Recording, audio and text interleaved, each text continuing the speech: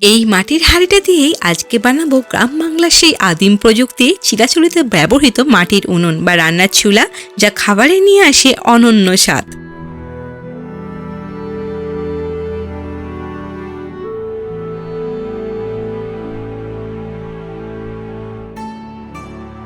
যার জন্য প্রথমেই নিয়ে নিয়েছি একটা মাটির ঢেলা, আর সেটাকে ভেঙে যতটা সম্ভব ঝুড়ো ঝুড়ো করে নেওয়া যায় সেটাই করার চেষ্টা করছি।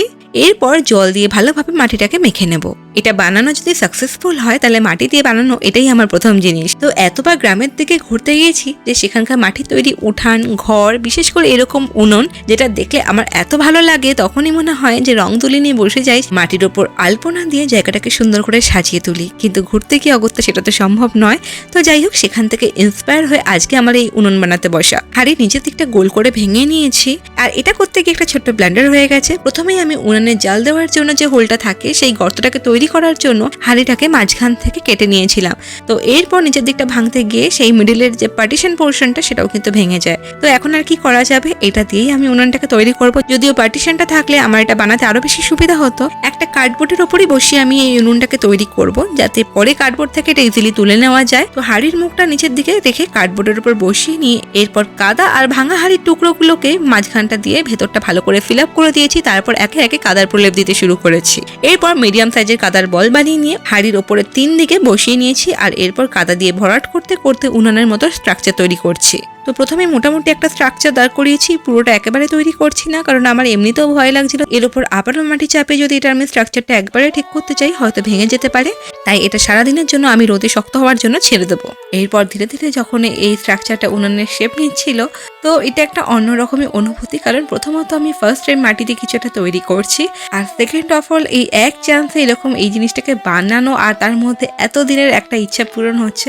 তো যাই হোক, এটা আমি কিন্তু প্রপারলি তৈরি করার চেষ্টা করছি।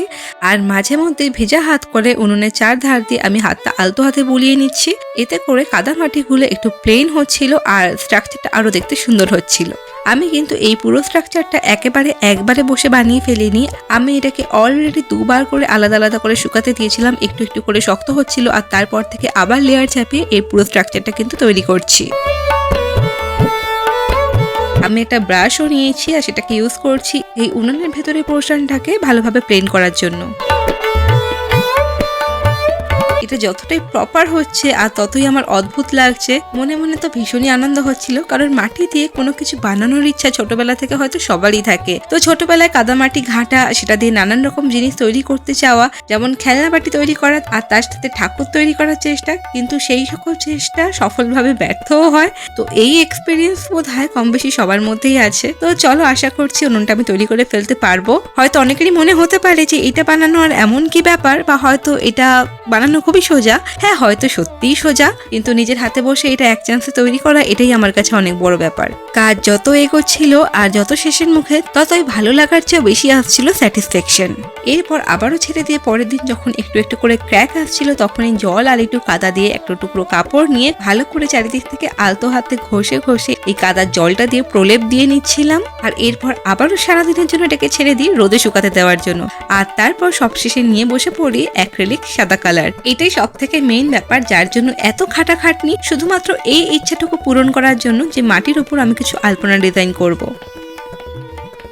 এদিকে সামনেই আসছে অন্নপূর্ণা পুজো, আর এই অন্নপূর্ণা পুজোয় উনানের ভূমিকা কিন্তু অত্যন্ত গুরুত্বপূর্ণ। অনেকের বাড়িতে এই দিন নতুন মাটির উনান তৈরি করে অন্নপূর্ণা পুজোর জন্য ভোগ তৈরি করা হয়। রান্নাঘর এবং উনানের চারিদিকে প্রদীপ জ্বালিয়ে দেবীর আরাধনা করা হয়, সাথে অন্ন ও পুষ্টির জন্য প্রার্থনা করা হয়। যেদিন এই উনানটা কমপ্লিট করছিলাম, তো সেই দিনই অন্নপূর্ণা পুজোর একটা ইনভিটেশন বাড়িতে আসে। তো সাডেনলি এটা মাথায় আসে যে সত্যি তো এটা একটা কোইন্সিডেন্স, আর মাত্র কয়েকদিন পরে অন্নপূর্ণা পুজো, আর ঠিক এই টাইমটাতে আমি এই উনানটাকে তৈরি করেছি। তো যাই হোক, এদিকে একদম সিম্পল গ্রাম বাংলার প্রাচীন ঐতিহ্য এই মাটির উনানের উপর আমার আলপনা দেওয়া কিন্তু কমপ্লিট।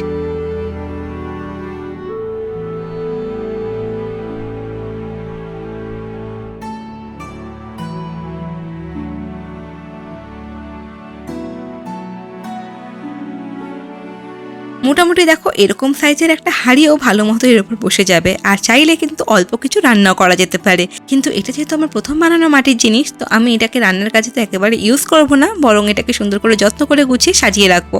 তো চলো, সাকসেসফুলি কিন্তু ফাইনালি আমার এই মাটির উনান কিন্তু বানানো তৈরি।